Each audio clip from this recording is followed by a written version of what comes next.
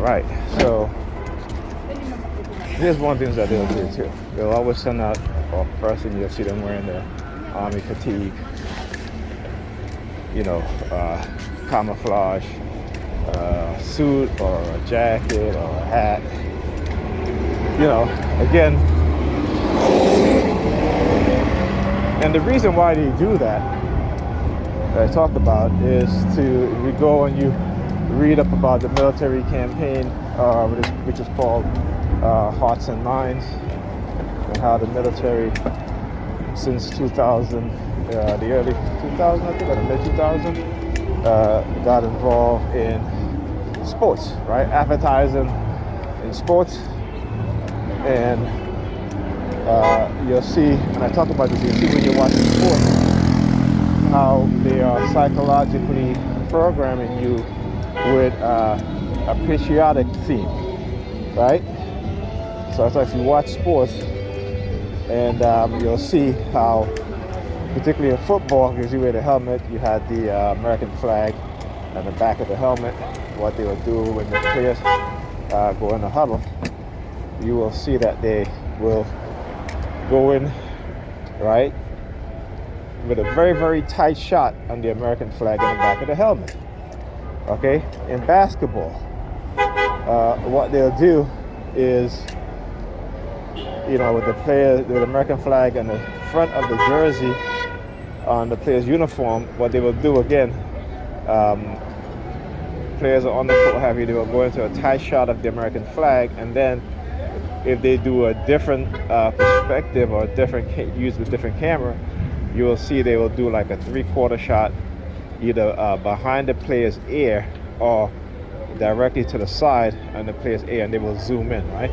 And it will be zooming just enough, but you'll still see the player's face, but you'll see, for those of us who are TIs who've been brainwashed and programmed a certain way, there's a reason why they do that, because certain words that will come out you will say it out loud in your mind, right?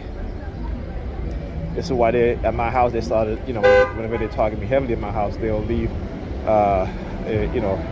wig hair all over the place, on my toothbrush, on the toothpaste, all over the sink, on the toilet seat, And remember, these are young females, young teenage girls, as well as the older women, right? Who comes there,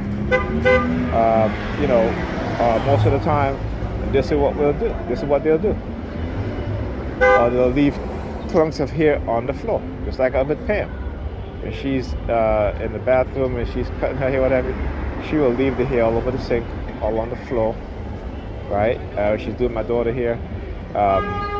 Sometimes, you do your kids' hair, you comb or have some hair will come out because if it's tangled, she will just leave it on a coffee table and they'll be there for days. She'll talk about, I'm doing this here, and I come the next week, like it's Saturday, and it'll be a clunk of her this hair on the coffee table, right? So this is something that, again, they've been conditioning women to do, but because they don't understand what's going on, right? This is what they do, right? Now, like I said, they don't like it because I've studied their programming and the fact that I understand how we're being programmed, right? And particularly I talk about religion. Look at him digging his nose. Nasty. You're in public, man. Come on. So anyhow, they don't like that. So I talk about it whenever certain words like foresight, insight, if you're talking about, program, right? There are those of us, because of what's been done to us, we're able to see it. And again, it's not a lot of us, because when you're going through what you're going through, you tend to be self-absorbed in your own target. But, as Dr. Ray Higgins said, you got to expand your circumference of knowledge, of awareness, and that's what I've done. So when I see what they're doing to me, and I look around, I see, hey, they're doing this to us as a people too, But again, people within our group who has PhDs in psychology and stuff like that, you don't see a lot of them speaking about this stuff and against this stuff, So those in the past, Dr. Francis Cress Wilson, Dr. Amos Wilson, Dr. Francis Cress Weston, I should say, Dr. Amos Wilson, understood these things, and they start talking about these things. Dr. Francis Cress was talking about the white fear of genetic annihilation, right? Dr. Amos Wilson talking about how being born, raised, educated in a system under white supremacy, it is to white people's benefit, not to our benefit. Our education that we've taught, particularly within the past 2 decades, we've taught a lot of black women to attain. It wasn't for their knowledge, for them to have knowledge, and no, it is to keep you in. It is to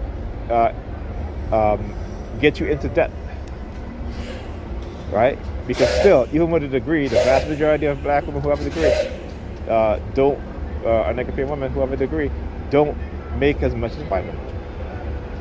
Right? The average salary for black women in this country, and European women in this country, is $37,000. Right? And particularly in the healthcare field, where these women are, they work late hours, they work in private health institutions that are dangerous, working under dangerous conditions and being paid less. Right? So meanwhile they're souping you up, saying that, oh, you're the most educated. No, you're not the most educated. The vast majority of women who graduate out of college and have degrees, whether it's 4 years or above, are white women. Then white men and black women are about the same in terms of obtaining a degree. And black men, there's a reason why black men who attain college, why they drop out. And it's funny because I was playing Fortnite last night again too when I got home. I really couldn't sleep. And another person came into the mission I was in with the name Dropouts, right? And then as soon as the mission began, they left. They left the mission, okay? So and a huge part of it is because as black men, we are being psychologically destroyed. All right, we've been, this is why, again, you see within our group, black men are the number one between black men and black women who, commit, the act of self-deletion. Okay? So, you got to remember those things, right? So, yeah, I'm going to continue to speak, because, again, what people have been told, they're going to believe it, but I know better because I spent years studying this stuff, decades. All right.